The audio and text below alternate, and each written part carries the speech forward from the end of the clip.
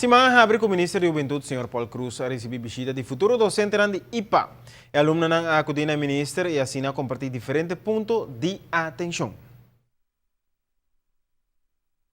Ao Mainta, eu tinha o honor de receber uma invitação para um módulo que é docente na preparar para estudante na aqui, na onda com 4 pontos a bini para diante dentro do módulo aqui, que estava people, profit, planet e political participation.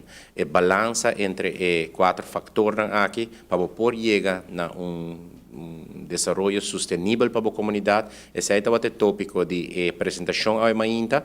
Aqui nós mostra a importância de inversão de jovens no momento aqui para assim ter uma comunidade sustentável.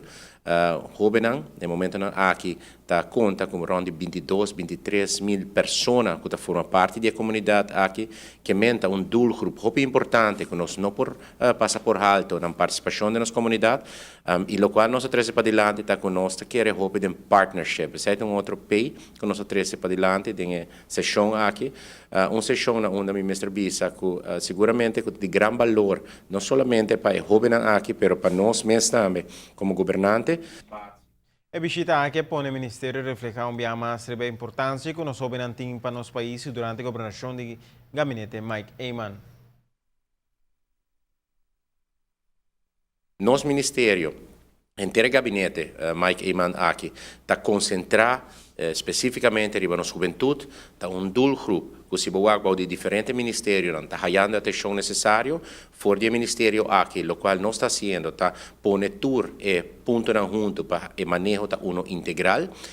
Esse man aqui também nós estamos distribuindo IEB, Integral Jeugdbeleid Oficial, para a nossa comunidade, para o departamento, para de diferentes fundações.